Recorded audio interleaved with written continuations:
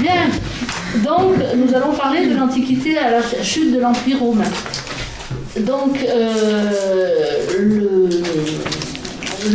si vous voulez, aborder l'histoire de France sans aborder directement ce qui s'est passé et pourquoi on a des racines chrétiennes, ça me paraissait un petit peu difficile.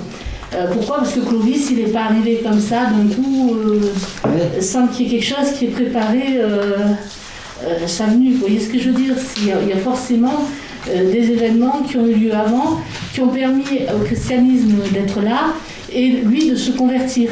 Forcément. D'accord ? Donc tout commence par Jésus-Christ. Forcément. Hein ? Ça commence par Jésus-Christ, parce que c'est lui qui va changer le cours de l'histoire, d'ailleurs l'an 0, hein, voilà. Donc il y a sa naissance, son action quand il commence à enseigner, à avoir les apôtres avec lui, les disciples et tout. Il y a bien sûr sa passion, sa mort sur la croix, sa résurrection, l'ascension et Pentecôte. Et en fait, l'Église, elle commence à la Pentecôte. Quand l'Esprit Saint tombe sur les apôtres réunis avec la Vierge Marie, l'Église commence là. À ce moment-là, les apôtres commencent, eux, à aller vers les autres, à annoncer le royaume, etc., à changer les choses. Donc si on remet tout dans son contexte, on voit quand même que il pensait s'être débarrassé de Jésus, hein, pensait que et puis voilà qu'il y a la suite, quoi. Oui. La suite, c'est pas exactement ce qu'ils avaient prévu comme ça. Donc ça, ils pensaient avoir un petit groupe, puis le groupe s'agrandit, ça pose un vrai problème, non seulement pour les Juifs, mais aussi pour les Romains, parce que ça fait une espèce de tension, de dissidence qui va... Les Romains, oui, c'est eux qui... L'Empire romain, vous voyez ce que je veux dire ? L'Empire romain, c'est grand, hein ? Ça c'est pas clair, mais l'Empire romain, c'est tout ça. Vous voyez, donc vous avez vraiment l'Italie qui est ici, vous voyez, par là. Je suis à l'envers, donc j'y vois rien. Et vous voyez quoi ? L'Empire romain, il va d'un bout de la Méditerranée à l'autre, voilà ce que j'essaie de vous dire. En fait, il va même très loin, puisqu'il ira jusqu'en Angleterre, oui. Il s'arrêtera, il y a des frontières, mais en Germanie, il va aller très loin. Et puis, bien sûr, tout le bassin méditerranéen, jusqu'à, on va dire, l'actuel Iran, l'Irak aussi, parce que l'empire perse est toujours là. Donc c'est un empire qui s'est bâti au fur et à mesure, mais qui a été aussi providentiellement là pour instaurer ce qu'on appelle la paix romaine, c'est-à-dire un certain ordre quand même, avec une coexistence des peuples acceptant d'être sous la domination de Rome, mais tout en gardant leur culture et leur Dieu. Et donc il y avait tout ce respect que les Romains apportaient dans ce vivre ensemble, finalement, d'une certaine manière. C'était une façon de dire on peut vous faire vivre ensemble, mais vous payez le tribut à Rome. Ça a bien changé, à Rome, voilà. Et donc c'est toute l'histoire de l'Empire romain. Et on peut dire que le christianisme, qui naît à ce temps de la domination romaine, va se servir aussi de cette paix romaine, va trouver là à la fois une opposition et en même temps un chemin ouvert à l'évangélisation pour amener après la paix romaine la paix chrétienne. Donc c'est bâti dans ce prolongement. Donc ça veut dire qu'il peut y avoir des oppositions au départ, des oppositions avec des persécutions, c'est ce qu'on va voir, et en même temps il y a eu aussi providentiellement, ça a servi aussi à l'expansion du christianisme pour bâtir la civilisation chrétienne, civilisation d'amour et de respect, etc. Donc comment prêchent les apôtres ? C'est très simple. D'abord ils témoignent de ce qu'ils ont vu. Ils témoignent de ce qu'ils ont vu et c'est évident. Ils ont vécu, ils ont tout vécu. Ils ont vécu la prédication de Jésus, ils ont vécu sa mort sur la croix, même s'ils n'étaient pas tous présents. Ils ont vécu sa résurrection puisqu'il leur est apparu. Hein. Ils ont vu l'ascension. Tout ça, ils l'ont vécu de leurs yeux. Donc quand ils témoignent, c'est forcément très fort. Hein. Ils prêchent aussi les Écritures, ils expliquent les Écritures aussi en même temps. Hein. Et ils font des miracles. Donc ça a une forte impression sur les gens, tout ça.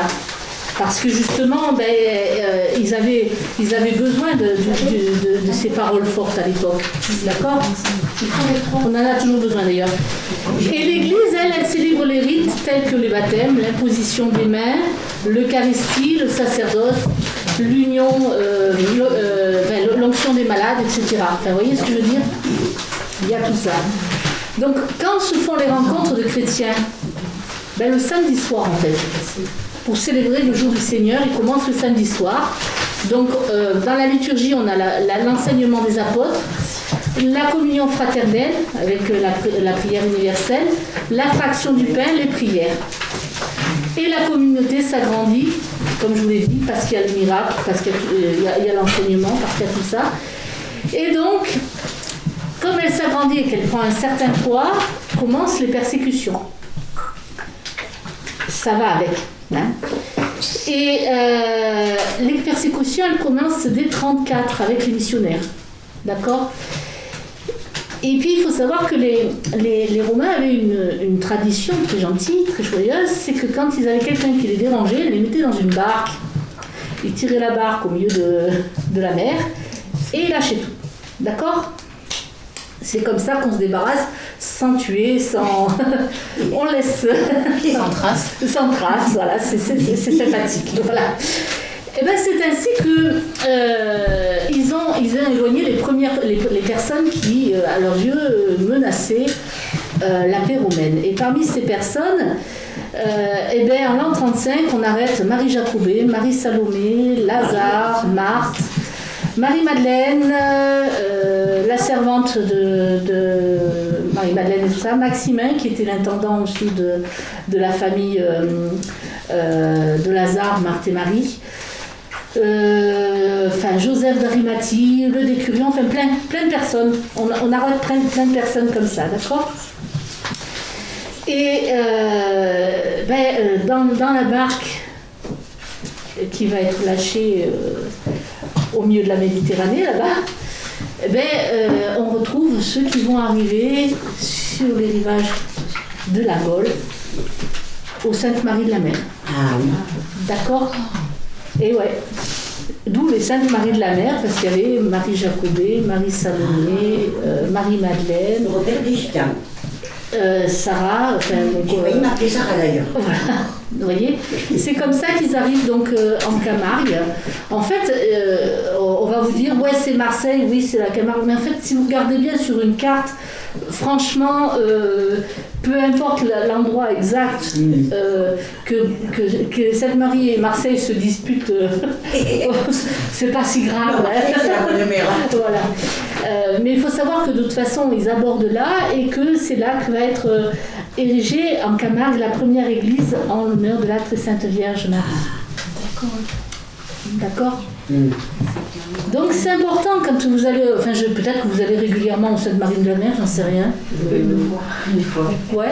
Moi je vous invite à y aller parce que vous allez voir qu'il y a la source qui a permis à Lazare de célébrer sa première messe. Voilà. Elle est dans l'église. C'est intéressant. Vous allez passer dans l'église, vous n'allez peut-être pas la voir. Oui, parce que... Mais je vous garantis que prenez le temps de la chercher, vous allez voir. Maxence, toi tu l'as vu, vous avez une plaque avec de verre, quoi, très épais. Et puis au fond, vous voyez l'eau. Voilà. D'accord ? Donc ils sont arrivés là et ils ont fait le premier autel. Alors le premier autel, Ils l'ont fait avec de la terre, enfin de la boue, enfin, vous voyez ce que je veux dire, à l'époque, niveau construction, je suis pas top. Hein. Donc, voilà. Mais enfin, bon, ils ont pris de la terre et ils ont mis une plaque de marbre dessus, et ça a été le premier hôtel. Vous voyez, c'était pas... c'était le premier hôtel en France, du coup. Ah oui, premier. Mais vous vous rendez compte, c'est juste après la mort du Christ. Ouais. C'est 1-2 ans après la mort du Christ. Moi, je crois qu'il faut quand même bien se rendre compte qu'on a quand même tous les proches de Jésus en France. C'est des évangiles qui sont là en France. Ouais. C'est pas un hasard, je veux dire, c'est pas un hasard si la France est la fille aînée de l'Église. Ah oui, c'est sûr. Il aurait pu les amener où il voulait, Dieu. Il a choisi quand même de les amener en France. Il les a sauvés pour les amener là quand même. Moi je trouve que c'est extraordinaire. Je trouve qu'on n'en parle On a de pas. la chance. Oui, c'est sûr. Ben, je sais pas. Non, non, ça devrait être quelque chose qui devrait être une fierté provençale. Elle a raison. Vous voyez? Donc en fait, fait, il faut savoir que tous les étés, il y a un pèlerinage qui relie tous les grands lieux de ces Saintes Maries et de Lazare. Donc c'est proposé dans la région PACA. Hein, donc la région ecclésiale propose justement ce pèlerinage. C'est très beau. D'ailleurs, on le voit à Cotignac. Quand on va à Cotignac, ils font un panneau explicatif pour dire voilà. Et donc ça existe, mais c'est vrai, c'est à découvrir et à vivre. Alors c'est surtout au mois de juillet, parce qu'au mois de juillet, on fête entre Marie-Madeleine, Marthe, il y aura aussi les Saintes Maries, Lazare, donc entre Marseille et je dirais la Sainte-Baume, en passant par justement les Saintes Maries de la Mer, tout ça. Tarascon. Voilà. Donc effectivement, sous l'autel ont été déposées des reliques, parce que ils sont partis avec les reliques des Saints Innocents, par exemple. D'accord. Et je ne sais pas si vous saviez que vous avez les reliques des Saints Innocents aussi. Voilà. Bien sûr, bon, ben, il y a eu des soucis à la Révolution française, hein, puisque cet hôtel a existé jusqu'à la Révolution française. Et puis bon, la Révolution française, on sait ce qui s'est passé. On a quand même retrouvé les reliques qu'on a mis maintenant dans la... C'est une basilique, c'est une basilique. Hein. Dans la basilique, vous avez les reliques au Sainte-Marie de la Mer. Donc quand vous irez au Sainte-Marie de la Mer, pensez que vous avez quand même des choses qui... Pour les enfants. Pour les enfants, pour tout le monde. Je veux dire, c'est pas rien. C'est atypique, là-bas, c'est spécial avec ses pavés et tout ça, c'est des escaliers. Voilà. Oui, alors comment on a gardé les reliques? C'est quand la Révolution française est arrivée, bien sûr, on a enlevé les reliques. Hein, comme ici. On a protégé, hein, et puis après on a remis. Hein, ça c'est bien sûr. Alors voilà, vous avez aussi des noms qui ont changé. Hein. Des noms qui ont changé, pourquoi? Parce que à Rome, on fait comme chez les Romains, c'est-à-dire qu'on prend un nom qui permet de passer partout, quoi. On ne garde pas son nom de naissance, on prend un nom qui s'adapte à l'endroit où on vit, pour que justement il n'y ait pas ce sentiment d'être exclu ou d'être à part, ou d'être... Vous voyez ce que je veux dire? Donc à Rome, on fait comme chez les Romains. Donc notre cher Zachée, par exemple, est devenu Amadour. D'accord. Voilà. Alors, on va commencer par Sainte Marie Jacobée, qui est appelée indistinctement Marie, mère de Jacques, ou Marie, femme de Cléophas, qui est le frère de Joseph, de Saint Joseph, Cléophas. D'accord? Elle est la mère de Saint Jacques le Mineur, de Saint Jude, de Joseph, membre des 72 disciples, et de Simon, qui succéda à Saint Jacques le Mineur sur le siège épiscopal. Alors, elle a été exilée sur la fameuse barque, hein, au Sainte-Marie de la Mer. Cléophas, lui, le frère de Saint Joseph, a été mis à mort dans son pays avant le départ de son épouse. D'accord? Non, il y a eu des martyrs. Hein. Sainte Marie Salomé, c'est la mère de Jacques le Majeur et de Jean. C'est l'épouse de Zébédée. Et donc, Sainte Marie Jacobée et Sainte Marie Salomé sont dans la basilique de Sainte-Marie de la Mer. D'accord.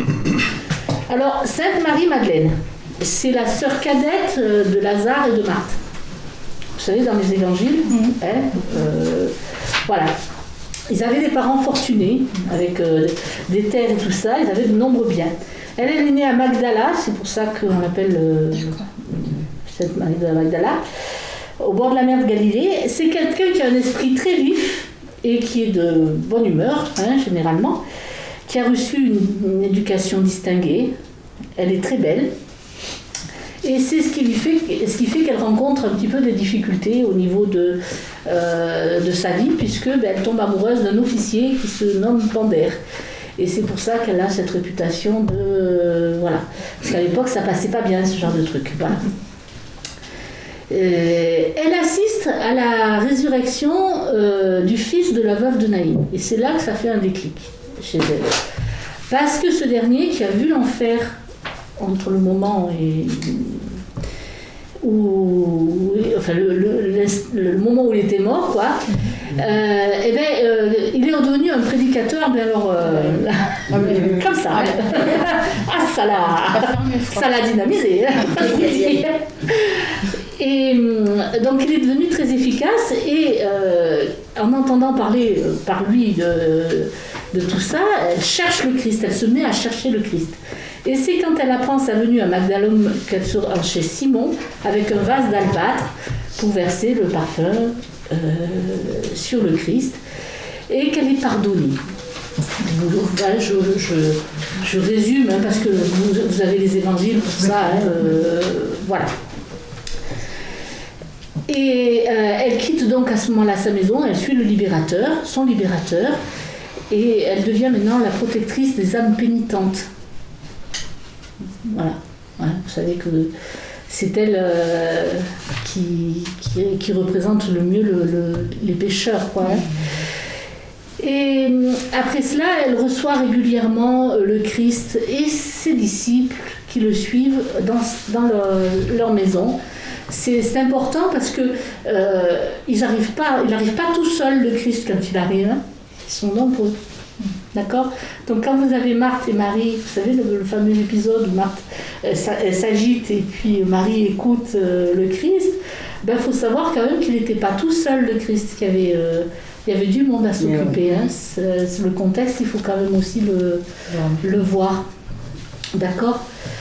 Vous savez que le Christ l'a touché sur le front quand il est ressuscité.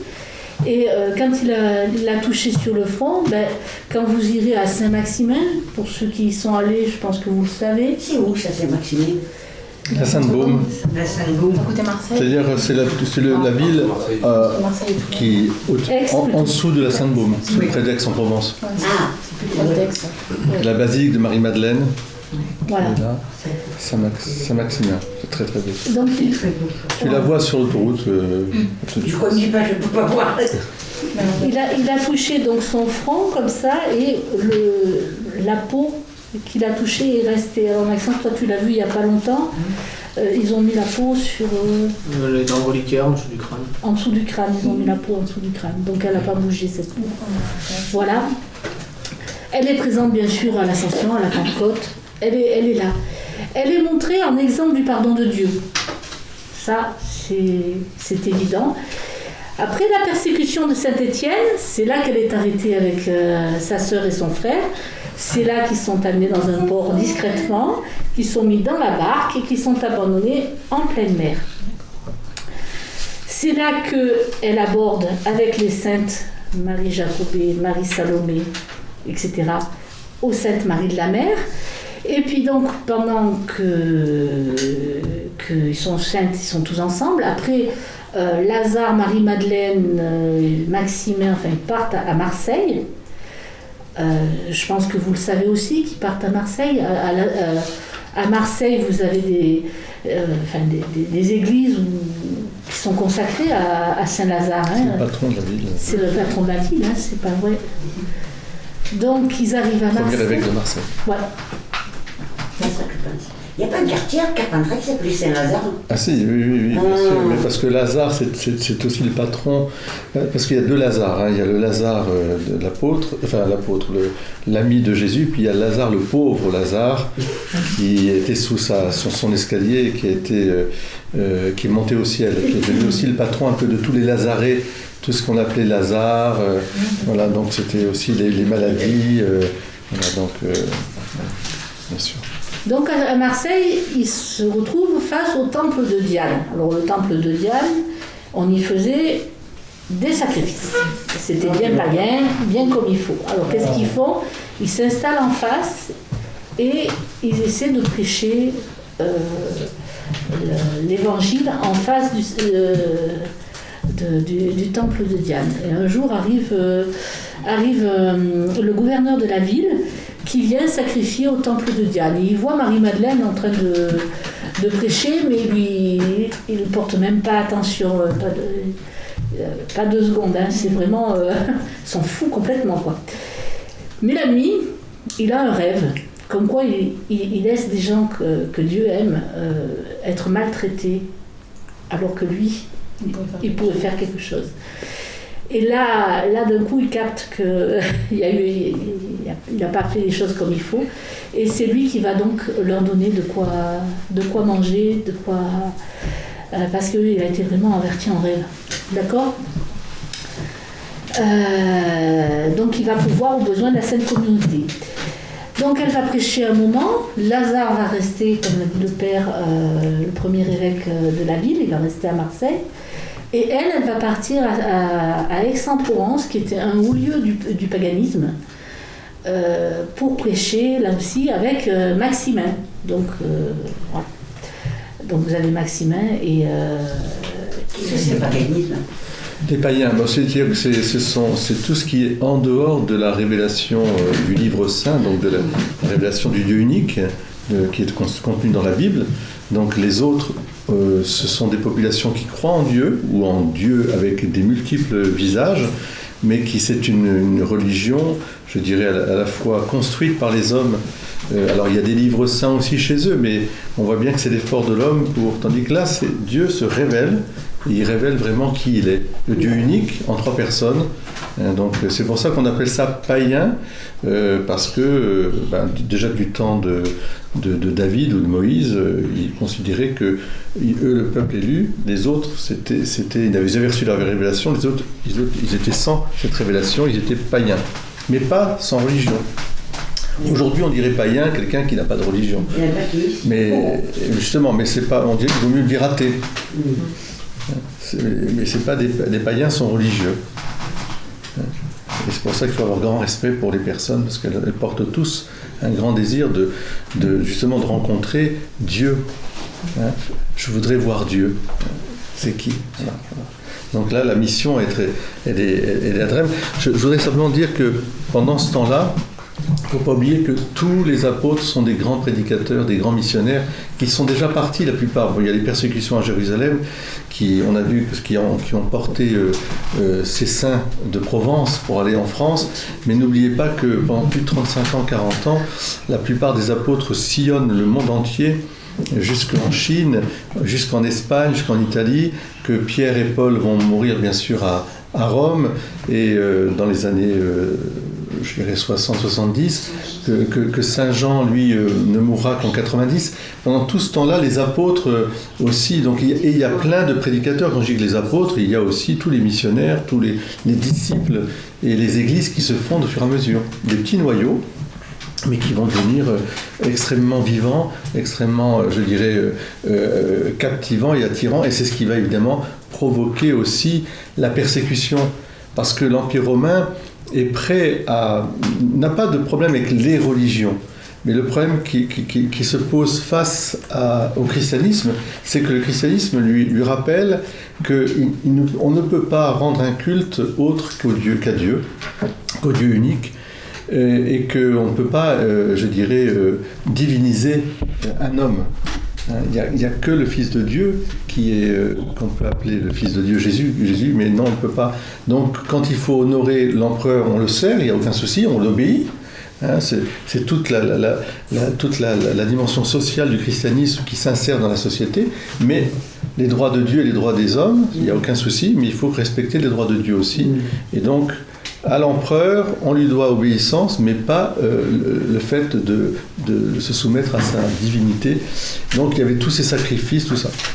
Et puis, le fait aussi que le christianisme ne voulait pas rentrer dans le panthéon de tous les dieux, au même titre que les autres religions. C'était vrai aussi du judaïsme, qui n'acceptait pas aussi la chose. Mais enfin, très fortement le christianisme. Donc, parce que Rome acceptait tous les cultes. D'ailleurs, tous les cultes, pratiquement, sont au même niveau. C'est-à-dire, on vous retrouvez les mêmes divinités, que ce soit Zeus, que ce soit Jupiter, que ce soit... on les appelle des noms différents, mais c'est les mêmes, finalement. Et tandis que là, le Dieu unique, c'est quelque chose qui vient contrecarrer un désir de puissance et d'hégémonie, parce qu'au fond, rien de nouveau sous le soleil. Quand l'homme veut se prendre pour Dieu, ça s'appelle le totalitarisme, et qu'il soit politique, religieux, technologique aussi, parce qu'on est dans une société aussi, je dirais, qui est tentée par cette idéologie de se prendre pour Dieu. Sachant que bien avant, il y avait une tentative de Dieu unique en Égypte. Voilà, alors déjà, voilà, exactement. Il n'y a pas eu cette tentative, donc il y avait bien... Voilà, il y a cette pensée. De toute façon, les philosophes eux-mêmes, n'oubliez pas, les Grecs, les grands philosophes grecs, en arrivent à la conclusion que si Dieu est Dieu, il n'est qu'un. Donc de multiplier les facettes de Dieu, bon, on peut comprendre que c'est parce que les gens ont besoin d'avoir une relation, je dirais, spécifique avec soit la maternité, soit avec la guerre, mais c'est un non-sens que de multiplier les dieux, parce que ça veut dire que Dieu n'est pas Dieu. Et donc, on a tué Socrate, on lui a demandé de se suicider, et on l'a accusé d'athéisme, parce qu'il refusait les dieux. Mais il était pour le Dieu unique. Et quelque part, on peut dire que Jésus, c'est pareil aussi. Jésus aussi, on le tue parce qu'on dit qu'il blasphème. Et c'est le Dieu unique en 3 personnes, parce qu'il se prend pour Dieu. Mais là bon, c'est une autre problématique, mais enfin, on voit bien quand même, malgré tout, c'est ça qui va gêner l'Empire romain. Et qui fait que le christianisme va devenir sa bête noire, si je puis dire, parce que... au fond, c'est la continuité. Il y a beaucoup de choses qui la continuité de ça, oui. Oui, vas-y, continue, parce que qu'est-ce qui fait que les gens sont attirés tout à coup par le christianisme, alors qu'il y a plein de dieux partout, plein de religions, des temples, des vestales, Pourquoi ? Parce que c'est ce que je disais au début, il y avait d'abord le témoignage qui est très fort, parce que quand on a vécu ce qu'on a vécu avec le Christ, forcément on a un témoignage très fort. Là-dessus, il y a la parole de Dieu. Et oui, la révélation, c'est quoi cette révélation ? Le royaume de Dieu est amour. Voilà.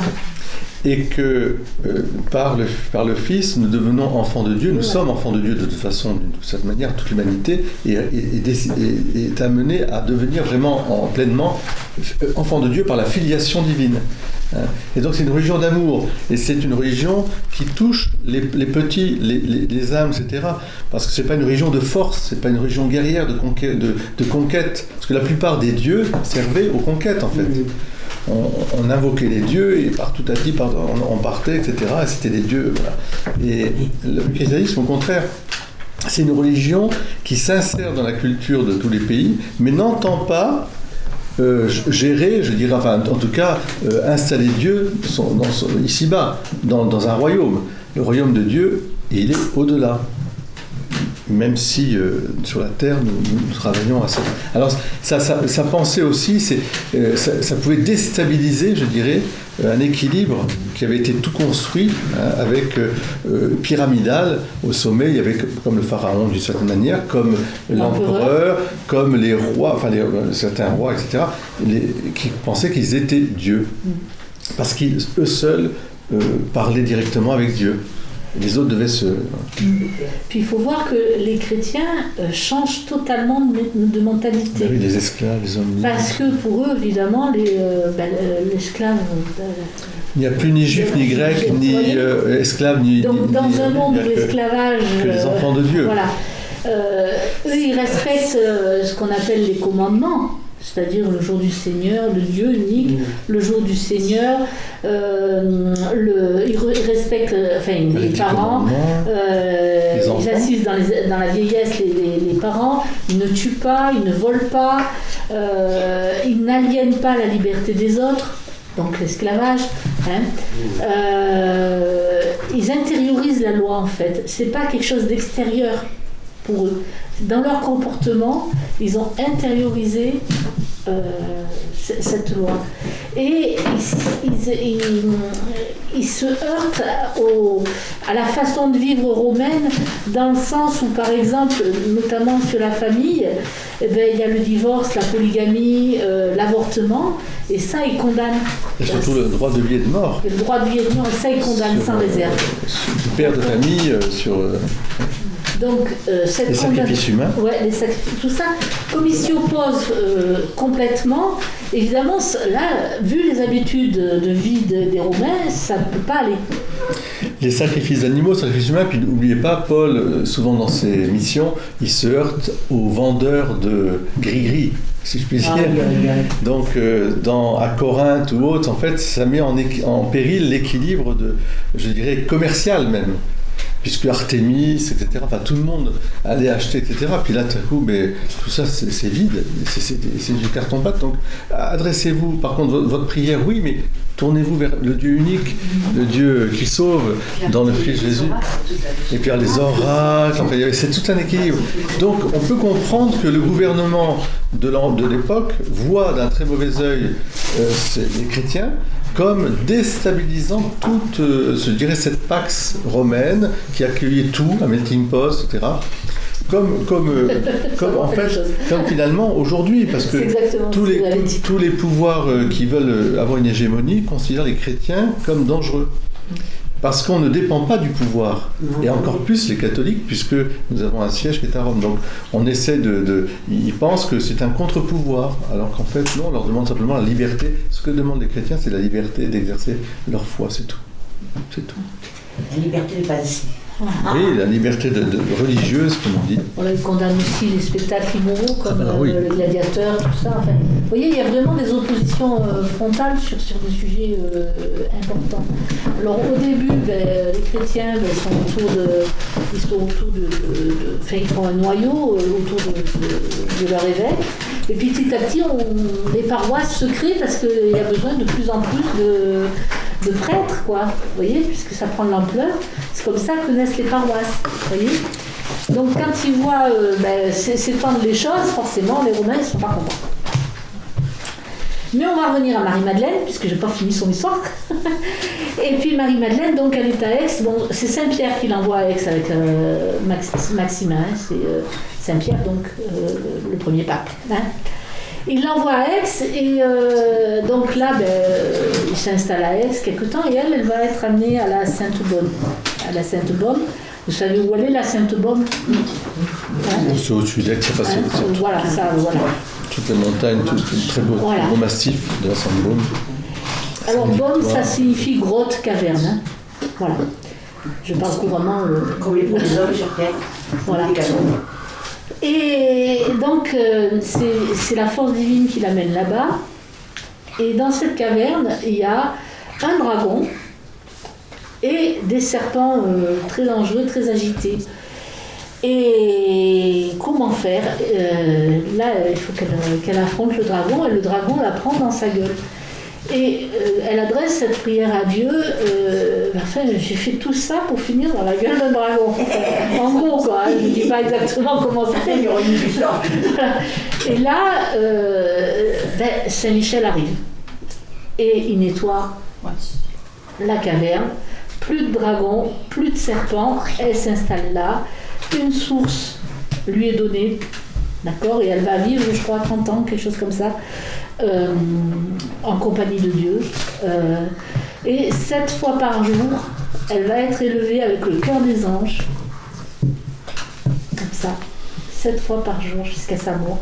Je trouve que c'est magnifique. On le voit dans la Sainte-Baume, quand vous allez à la Sainte-Baume, les représentations au plafond, justement, de Marie-Madeleine, avec les anges qui l'entourent. Voilà. En fait, disons que, donc là tu tires ça évidemment des récits qui ont été écrits sur Sainte Marie-Madeleine. Ce qui est important, parce que ce sont des hagiographies, et évidemment il y a des choses à la fois totalement, rapportées, des choses qui sont aussi exactes, notamment surtout le fait de l'arrivée de Marie-Madeleine à Sainte-Baume. Elle est passée d'ailleurs par ici, à la Madeleine à Bédouin.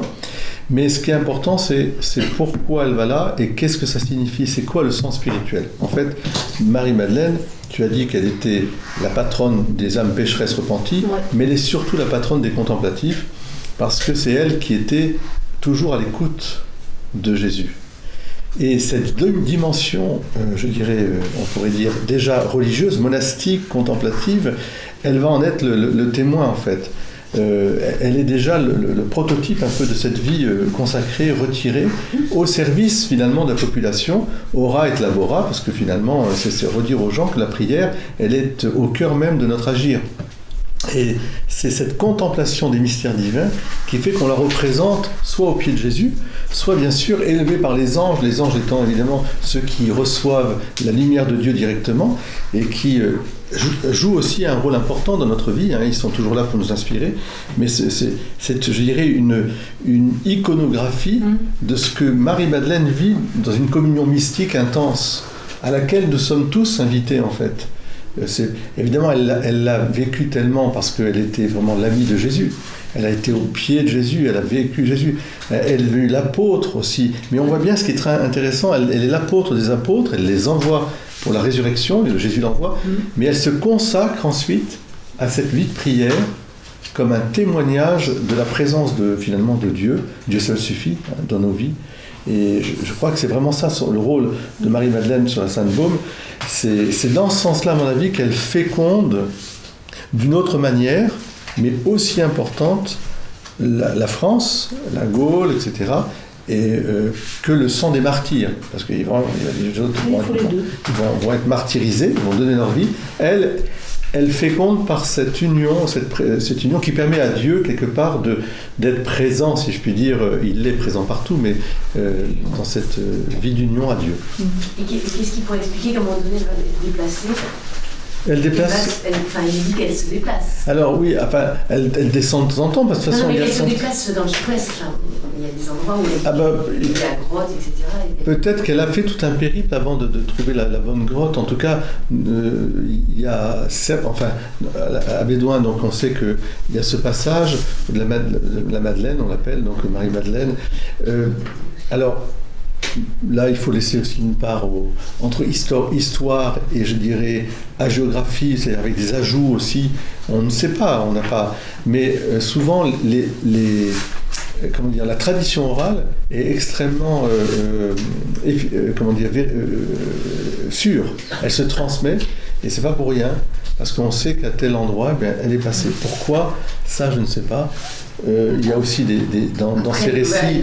Alors justement, c'est ce que j'allais dire justement, c'est qu'il y a aussi des récits où on dit que les anges la transportaient d'un endroit à un autre, pour les conforter, etc. Ça, c'est tout à fait possible. C'est tout à fait, voilà, c'est une grotte. C'est tout à fait possible, puisqu'on le sait aujourd'hui. Il y a des saints même contemporains, puisque le Padre Pio avait ce don de bilocation. De même que ça me fait penser au prophète, c'est lequel, quand il y a Daniel qui est dans la fosse, etc. Il y a le prophète, on lui tire par les cheveux et puis on l'amène en disant il a soif, va lui donner à boire, mais qu'est-ce que je vais faire moi là-bas, je connais pas cet endroit à Babylone. Puis hop, il est transporté et puis il se retrouve devant Daniel en disant ah, Daniel courage, etc. Voilà.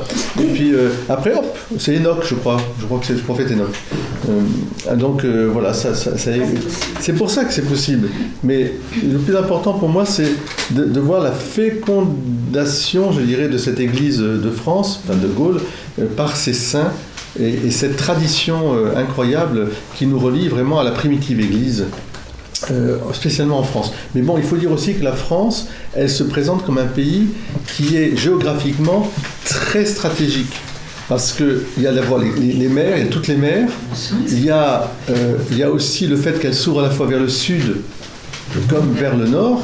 elle remonte. Et les Romains l'ont très bien compris, puisque la Via Narbonnaise, etc., tout ça ouvre. C'est pour ça que je disais que les chemins, je dirais, des légionnaires ont été, les routes, les vias des légionnaires ont été les chemins aussi du christianisme. Par là, on arrivait très vite. Finalement, les Romains ont facilité.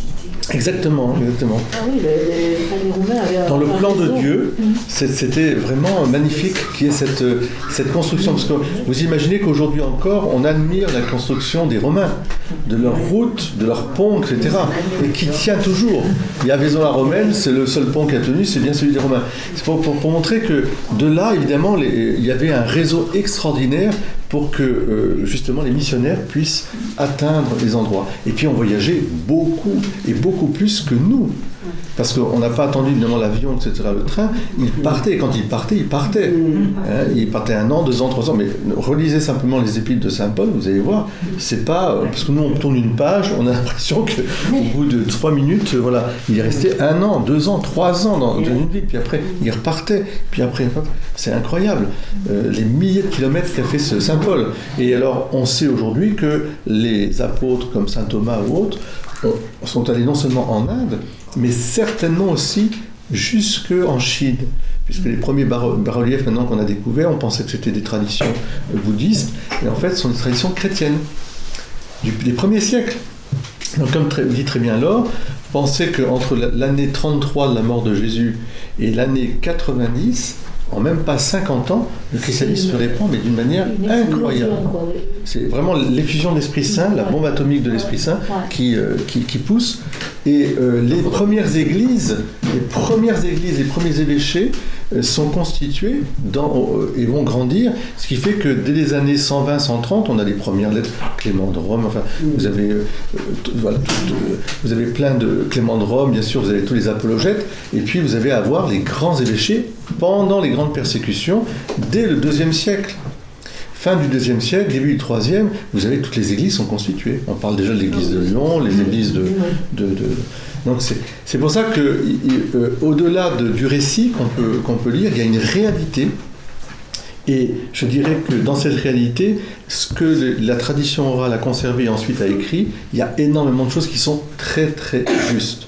Et si par exemple tu parlais de Marseille, si un jour vous voulez aller visiter Saint-Victor, vous allez à Saint-Victor, vous allez voir que le fameux temple de Diane, l'église a été construite sur ce temple de Diane. Il y a les vestiges. Donc on voit exactement comme à Rome, Saint Clément de Rome est une villa romaine transformée en église. Dans cette villa, il y avait le temple de Mitra. Et on voit encore en dessous le temple de Mitra, on allait sacrifier, et c'est devenu l'église Saint-Clément de Rome, extraordinaire église. Et donc, moi je suis très très heureux qu'on puisse vraiment plonger dans ces racines, et peut-être ça vous donnera l'idée de dire, mais oui, voilà, ça plonge tellement profondément, et ça fait le lien aussi, parce que l'église, certes, elle a enlevé les idoles, elle a, je dirais, surtout libéré de l'esclavage du démon, parce qu'il y avait des superstitions, il y avait des sacrifices, tout ça, mais dans la continuité, elle a transfiguré tout ça, y compris les fêtes païennes, y compris les rites, la lustration, les choses comme ça. Il y avait des belles choses qui ont été gardées, le culte des anciens, tout ça, mais ça a été comme purifié, élevé, et puis bien sûr, ça donne une dimension. Souvent, on dit que les sites étaient sur des sites païens, mais c'est pas Lourdes, l'architecture, bien sûr. Et Notre-Dame de la Garde, c'était exactement. Comment ça s'appelle, c'est Ishtar. Mais de toute façon, je dirais, on n'a pas attendu de savoir où étaient les lieux, je dirais, spirituels. Les collines inspirées, le mont Saint-Odile par exemple, aussi en Alsace, c'était des lieux païens, de culte, et qui sont devenus des lieux de foi extraordinaires. Donc il y a vraiment une transmission, une purification en même temps, et on assume notre histoire, vous voyez. Je crois que ce qui est important aussi aujourd'hui, c'est de dire on ne fait pas, on ne coupe pas l'histoire en fonction de notre pensée du moment, mais on l'assume avec ses ombres et ses lumières, et ce sera tout le propos d'ailleurs de ce qu'on va voir pendant toute l'année, parce qu'il y a des ombres et des lumières, mais la lumière l'emporte bien plus sur l'ombre, parce que c'est une civilisation d'amour et de vérité, de respect de la personne, d'émancipation même de la personne, et qui a aussi favorisé les sciences, etc. Même s'il y a eu des oppositions parfois, mais on n'est pas dans un monde d'obscurantisme. L'obscurantisme, c'est les totalitarismes qui veulent nous replonger dedans, de toutes sortes. Vous voyez, il faut assumer, et assumer, je dirais, avec des arguments en connaissance de cause, pour pouvoir dire aux gens, mais attendez, là vous dites, c'est des pensifs. Hein. Alors moi, j'ai recherché l'histoire quand même de chacun. Pourquoi ? Parce que quand vous allez dans certains lieux, où il y a Sainte-Marie-Madeleine, on voit des images et qu'on ne comprend pas. C'est-à-dire que, voilà, vous allez à Tarascon, vous allez voir la Tarasque, et vous ne savez pas exactement c'est quoi ce machin. Voilà. Vous voyez ce que je veux dire ? Et ça, c'est frappant, parce que finalement, parce qu'on fait du tourisme, on perd le sens que ça avait. Et le sens est vachement important. Comme le dragon. Comme le dragon. Parce que finalement, Sainte-Marthe, elle, bon, c'est la sœur donc, de Sainte-Marie-Madeleine et de... C'était la cuisinière. Voilà. Ça, c'est moi. Voilà. Donc, elle est allée, après les Sainte-Marie de la Mer, elle est allée à Avignon, etc. Et puis, bon, à Arles aussi. Et entre Arles et Avignon, il y avait donc le fameux dragon de Sainte-Marie-Madeleine qui avait été balancé par Saint-Michel dans la forêt. Et oui, mais il terrorisait. D'où Saint-Michel de Chagolais. Oui, je pense, si quand même. Parce que c'est pas loin. C'est pas loin. Donc il était dans la grotte de la Seine-Baume, et puis maintenant, il était entre Arles et Avignon. Et il terrorisait totalement toute la population. C'était vraiment le... Et Sainte-Marthe arrive, elle évangélise. Hein. Et puis bon, en évangélisant, les gens ils disent « Ouais, c'est bien beau tout ça, mais nous on a une espèce de machin là. Si tu veux vraiment qu'on croie à tout ça, va falloir que tu fasses quelque chose, quoi. » Et donc elle se rend donc dans le bois, à l'entrée de la grotte où se trouve le dragon, et elle lui ordonne de sortir au nom de Jésus. Et donc il sort. Alors ça ressemble à un crocodile avec des ailes de chauve-souris. Un peu bizarre ce truc, mais bon. Mais c'est pas faux, parce que... Oui, je pense que c'est pas faux. Après, non, mais parce que j'interviens tout vieux, parce que vous savez que Arles, c'était la grande ville romaine, et qu'on y faisait des jeux d'antiquité.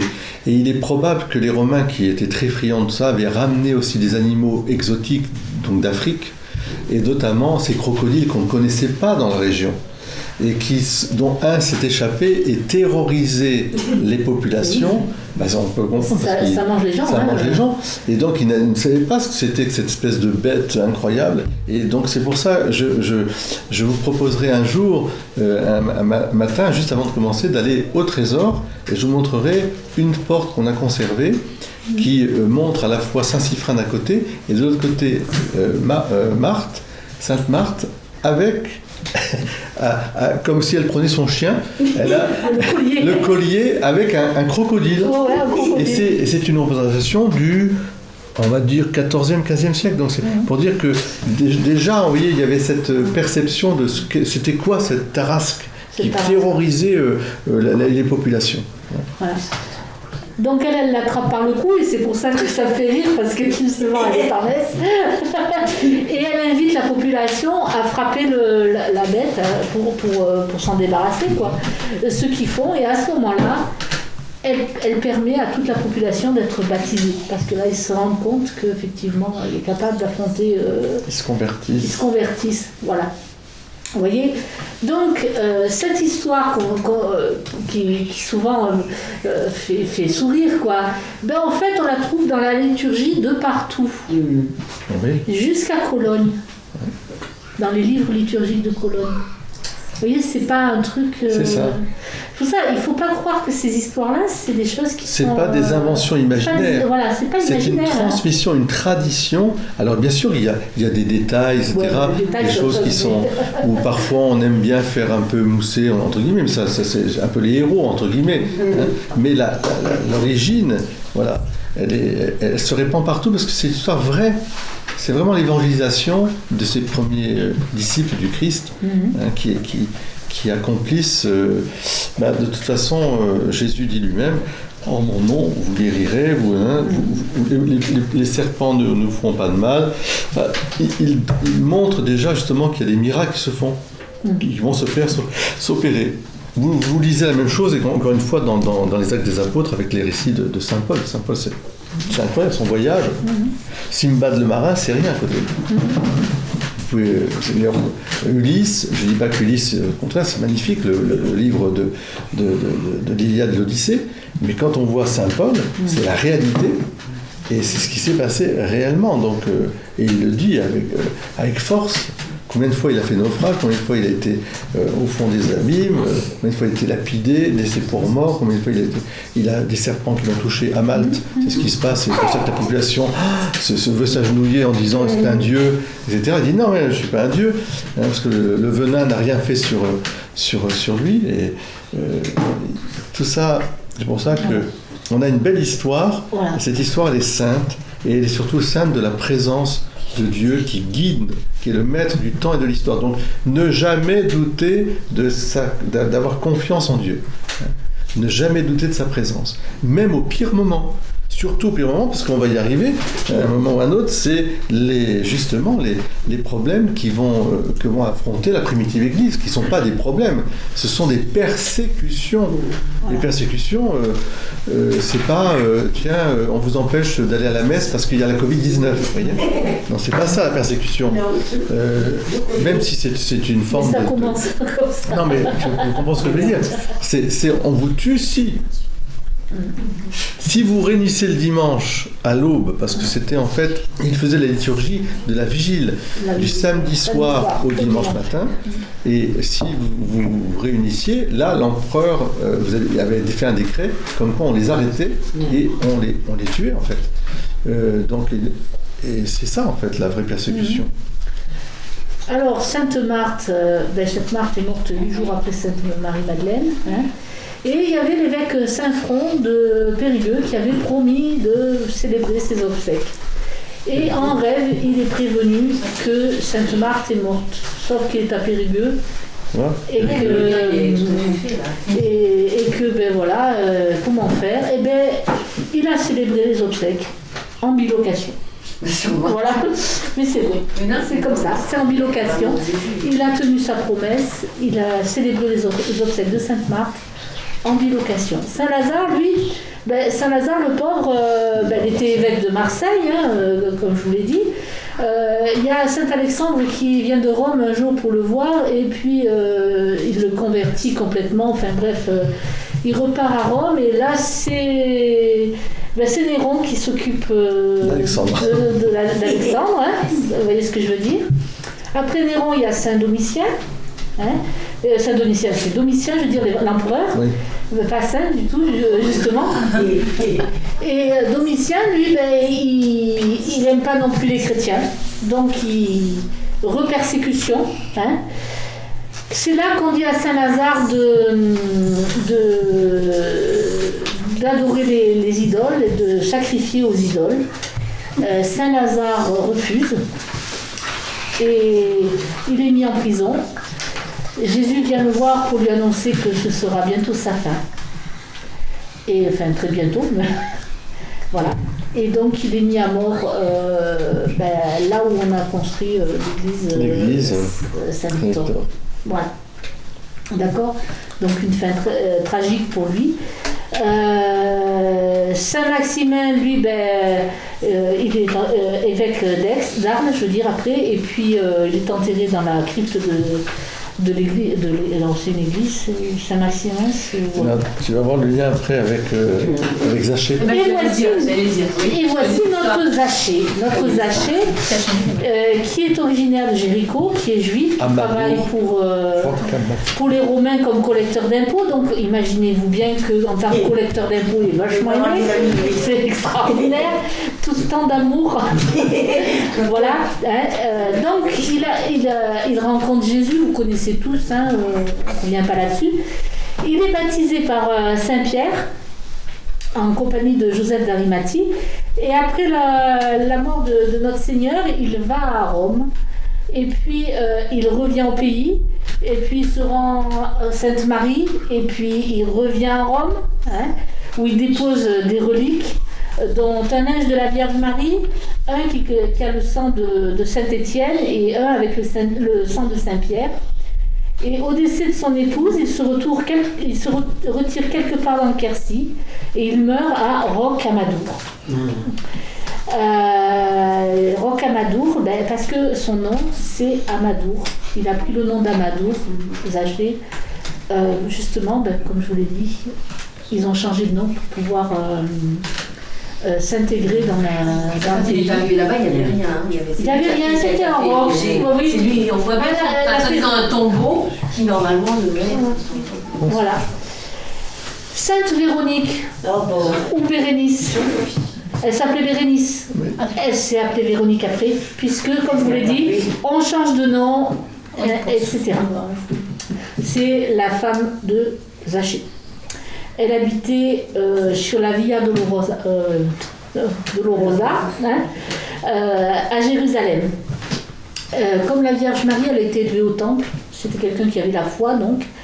Et un jour, l'empereur Tibère, gravement malade, apprend qu'il y a un homme en Judée, là-bas, qui guérit les gens. Donc, il envoie des émissaires pour essayer de faire venir cet homme à lui pour le guérir. Et quand ils arrivent là-bas, qu'est-ce qui s'est passé ? Le Christ a été crucifié, il est mort, et donc les émissaires, ils n'ont pas de solution. Quand ils entendent parler de Bérénice, donc Sainte Véronique, donc, qui a en sa possession le voile sur lequel elle a posé... donc ils vont la voir. Et quand ils vont la voir, elle leur montre bien volontiers le voile, mais elle refuse de leur donner. C'est normal. Donc ils lui disent, venez donc avec nous, venez voir l'empereur Tibère, comme ça vous pourrez lui montrer le voile. Elle part donc à Rome et elle montre à Tibère le voile et il est guéri. Donc à ce moment-là, Tibère, il veut faire un temple pour le dieu qu'il avait guéri. Voilà. Ce que le Sénat romain refuse immédiatement. Et puis il apprend comment Jésus a été crucifié, etc. Donc, il s'intéresse de plus près à notre cher Ponce Pilate et il le démet de sa charge. Parce que justement, il n'a pas géré les choses comme il le fallait. Et Caligula va prendre la suite de Tibère et non seulement il va confirmer que Ponce Pilate a perdu sa charge, mais il va envoyer Ponce Pilate directement en prison à Vienne. Parce que il est accusé de plein de choses, d'avoir condamné des innocents, d'avoir fait de plein de malversations. En fait, il n'a pas fait que ça, quoi. C'est pas, voilà. Et Ponce Pilate, vous le savez, se suicidera dans cette prison. D'accord ? À Vienne, donc. Véronique, elle reviendra à Rome avec son mari et Saint-Pierre. Elle laissera le voile dans la basilique vaticane. Et puis, après le passage aux Saintes, elle se rendra à Bordeaux, où elle finira ses jours et sera enterrée à Soulac, dans une chapelle. Donc, vous avez Sainte Véronique qui est à Bordeaux, à côté de Bordeaux. Voilà. C'est pas rien, quand même. Là, vous voyez que Saint-Sidoine, vous connaissez Saint-Sidoine ? C'est l'aveugle-né des évangiles. Lui aussi est passé par les Saintes-Maries de la Mer, Aix-en-Provence, Saint-Paul-les-Trois-Châteaux. Ah oui, Grand Cru. Oui, c'est Saint-Sidoine. Il devient évêque de Saint-Paul-les-Trois-Châteaux sous le nom de Restitut. Restitut, je ne sais pas exactement si on prononce le T ou non. Il y a construit un oratoire à l'honneur de la Vierge Marie et après il a pris la succession de Saint-Maximin en devenant le 2e évêque d'Aix. Donc vous voyez, vous avez quand même des gens qui étaient très proches du Christ, qui ont été guéris par lui, voilà. Saint Trophime, qui est né à Éphèse et qui a été un disciple de Saint Paul, qui l'a appelé à le suivre à Rome, mais Saint Trophime n'a pas pu le faire sur le coup parce qu'il était gravement malade et que Saint Paul lui-même n'a pas pu le guérir. Donc, il a fallu retarder l'arrivée à Rome, et puis quand il s'est finalement rétabli, il a rejoint Saint Paul, qui l'a envoyé en Gaule, où il a été le premier évêque de la ville d'Arles. Voilà. Donc vous voyez, enfin je sais pas, on pourrait continuer comme ça, plein de... Dans les noms, il y en a beaucoup si vous voulez. Donc je pense que c'est très important de se rendre compte de ce qui s'est passé. Donc on a vu tout à l'heure la religion romaine. Rome, c'était 50 millions de personnes quand même. C'était 1 million à Rome même et 50 millions dans tout l'Empire. Je ne sais pas si vous voyez, mais pour l'époque, c'est énorme. Ils ont un vaste réseau de communication. Jupiter, c'est le dieu des dieux. C'est pas le même que le nôtre. Ils donnent dans l'astrologie, l'interprétation des songes, la magie avec les augures et les devins, et ils rendent un culte à l'empereur. C'est très important ça. Et puis vient la décadence. Il y a la perte de la foi. La famille est minée par le divorce et l'adultère. Il y a une grosse disparité dans les classes sociales. Vous avez des marchands et des artisans qui gagnent bien leur vie, et à côté, vous avez une majorité de personnes qui n'ont pas de travail fixe. Comme ici. Voilà, d'accord ? Donc, la nouvelle religion fait forte impression. Surtout sur des gens qui sont frappés d'injustice comme ça. D'accord ? Et c'est pourquoi les païens s'ouvrent à l'évangile. Donc, la première persécution, c'est Néron en 64. La deuxième, c'est Domitien de 69 à 89. Vous ferez remarquer qu'il n'y a que 5 ans. La troisième, c'est Trajan de 98 à 117. La quatrième, Marc Aurèle de 161 à 180.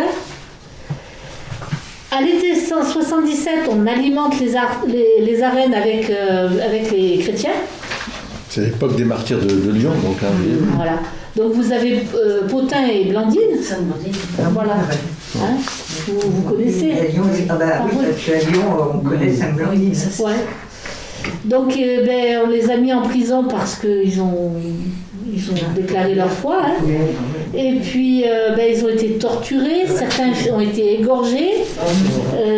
Notre pauvre Blandine, elle a été livrée aux fauves, mais comme ils ne l'ont pas touchée, elle a été mise sur un grill, puis après elle a été flagellée, puis finalement elle a été égorgée.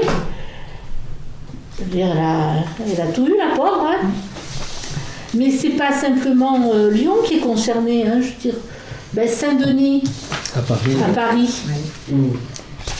Mais vous avez en Afrique du Nord, donc vous avez Sainte Félicité Perpétue à Carthage, vous avez, vraiment c'est tout l'Empire romain, les persécutions de tous les chrétiens. Bien sûr, vous pensez aussi aux martyrs tout premiers aussi, c'est comment ça s'appelle, Saint Ignace d'Antioche, et puis vous avez aussi donc c'est l'Asie mineure, on est même d'Irak, etc. Les premiers évêques sont martyrisés, et c'est tout à fait Saint Ignace d'Antioche, on a la chance d'avoir tout son récit. Donc là aussi on s'aperçoit qu'il descend d'Antioche, il va traverser toutes les villes pour aller mourir à Rome. Ouais. Donc il est livré à l'empereur en fait, d'une certaine manière, et il traverse toutes les églises. On est dans les années 100, 110, 120, 130. Donc c'est tout. Il a connu Saint Jean. Voilà, c'est pour ça que la geste des martyrs elle est importante aussi, pas seulement parce qu'on va fêter les martyrs, mais parce que ce sont nos pères dans la foi, et que cet enracinement, il est à connaître, je dirais, pour l'honorer, pour le remercier, et pour en être aussi les gardiens. Ça nous donne de la force pour dire non, ça vaut la peine de donner sa vie. Voilà, ils n'ont pas renié, ils n'ont jamais renié. Donc ça veut dire qu'ils ont bien l'Esprit Saint qui... Voilà, c'est vraiment la primitive Église. Après, il y aura d'autres combats, Une fois que la paix chrétienne aura été ainsi instaurée, il y aura d'autres combats avec les hérésies, tout ça on verra. Mais là, c'est d'abord le fait de dire non, j'ai la foi, je suis chrétien. Donnez-moi la liberté religieuse, c'est tout ce que je demande. Et on ne demande rien d'autre. Saint Justin à Rome dit vous n'avez pas de meilleur citoyen, il dit ça à Néron, on est dans les années 100, que les chrétiens, les meilleurs soldats, etc. Mais on vous demande simplement de reconnaître qu'il y a Dieu, que Dieu est unique et que vous ne pas vous prendre pour Dieu. Et on le décapite pour ça. En 202, recevoir le baptême est un délit. Oui. En 258, le pape Sixte, découvert en train de célébrer dans les catacombes, est décapité sur le champ. Avec Saint-Laurent. Saint-Laurent, 4 jours plus tard, est brûlé. Le diacre. Brûlé vif. Alors après, vous avez Dioclétien qui martyrise Maurice et Saint-Maurice et ses soldats. Entre autres. Entre autres, mais enfin bon... Ils sont plus de 100... Oh, ma petite... Oh, on lui donne un petit peu à boire. Elle a travers. Le culte chrétien est interdit. On donne l'ordre d'abattre les églises, de brûler les livres sacrés, on emprisonne les responsables de l'église, on ordonne de sacrifier aux dieux. Et bon, vous avez de partout cette lutte entre Dieu et Satan. C'est ça en fait. Voilà. Et comment vivent les chrétiens? Après avoir été choisis par les apôtres, les évêques sont maintenant responsables de la communauté tout entière. Les revenus sont des dons en nature et le revenu du travail. Là, je peux lancer un appel pour le denier, justement. Dans la continuité de la tradition, la grande tradition chrétienne, n'oubliez pas la dîme, etc. Mais non, mais de fait, c'est vrai, l'Église n'a pas vocation à être une entreprise du CAC 40. Elle a une vocation de charité, et là on est très loin, très loin. Mais elle a une vocation familiale, une économie familiale. Et merci pour toutes celles et ceux qui nous aident. Donc, les évêques sont aidés par des prêtres. Ils ont des diacres qui sont chargés de la pauvreté, parce qu'il faut savoir que les Romains ne s'occupaient pas des pauvres. D'accord ? Après, c'est la multiplication des paroisses. Il y a des groupes privilégiés de chrétiens. Il y a d'abord ceux qui confessent leur foi et qui sont emprisonnés pour leur foi. Donc soit qui deviennent martyrs malheureusement, soit qui se payent des persécutions bien comme il faut. Après il y a les veuves qui elles visitent les malades et qui prient. D'accord. Il y a ceux qui sont continents avec les vierges qui font ce choix librement. Et puis au début du IIIe siècle, il y a les diaconesses qui remplacent les veuves et qui se chargent de l'enseignement des néophytes. Voilà. Par le baptême, au 1er siècle, on fait sa profession de foi puis son baptême. Au 2e siècle, on prépare le baptême avec des personnes expérimentées. Au 3e siècle, on fait une longue préparation au baptême. Vous voyez, le baptême, ça évolue. Voilà. Pour la réconciliation, certains péchés ne sont confessés uniquement aux évêques. D'accord ? Quand c'est des péchés très graves. Les pénitents doivent alors attendre jusqu'au jeudi saint pour communier. Et s'il y a adultère, homicide ou apostasie, on peut même avoir à attendre jusqu'à la mort. C'est l'apostasie. L'apostasie quand on renie sa foi. Voilà. Alors ce sont des traditions pénitentiaires, mais on peut dire que les papes ont toujours été dans un sens de grande miséricorde. C'est ce qui va d'ailleurs provoquer les divisions au sein de l'Église.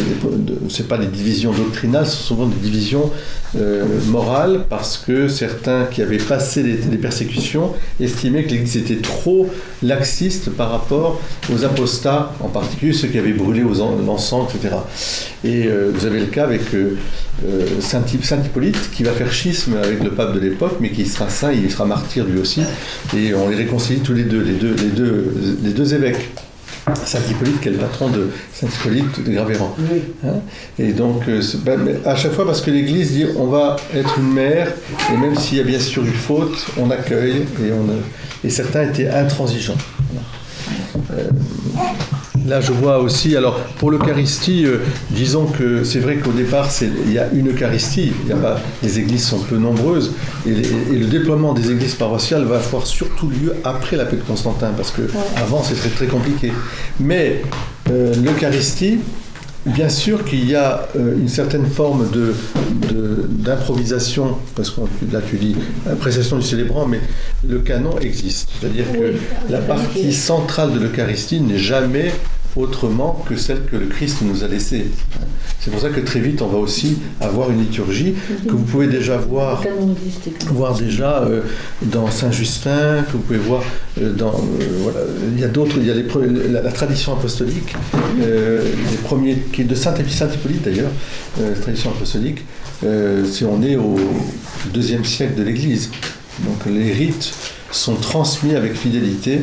Un peu comme dans une synagogue où vous avez, quand vous allez à la synagogue, vous voyez bien que le déroulement d'une synagogue à une autre est toujours identique, c'est-à-dire il y a le livre, le seder, on va dire, mais ensuite il y a une certaine forme de liberté, je dirais, en fonction du rabbin qui va commenter ceci ou cela, qui va faire chanter ceci ou cela, qui va appeler.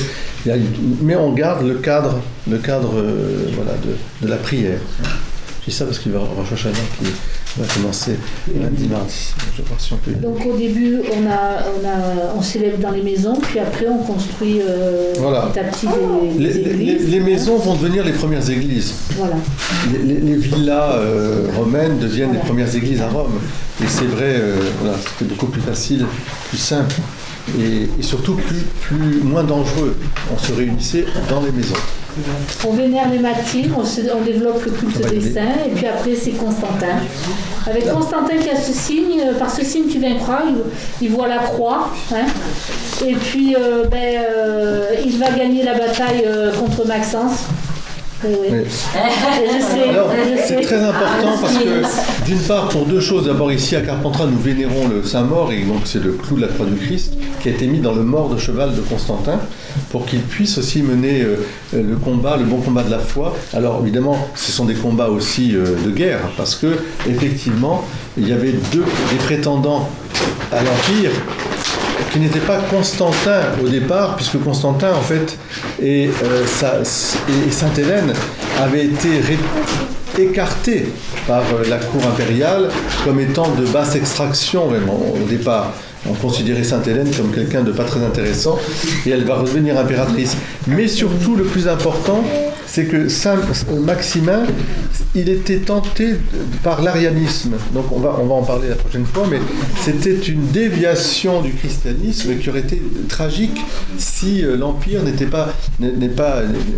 pas été vers Constantin. Il fallait que Constantin soit là, il était choisi par ce signe, tu vaincras. Exactement de même que, on verra plus tard pour la France, Clovis, lui aussi, fait le choix du catholicisme. Et non pas de l'arianisme, qui était une forme dévoyée du christianisme, qui aurait été vraiment très dommageable, bien sûr, qui aurait été une destruction de la foi. Donc les sources, le catholicisme et la France, d'accord, l'histoire de l'Église, comment les catholiques ont bâti une civilisation, et les biographies évangéliques. Voilà. C'est dans ce livre que vous trouvez absolument tous les personnages des évangiles qui sont devenus, voilà comment leur histoire après Jésus, quoi. C'est intéressant aussi celui-là. Oui. Voilà.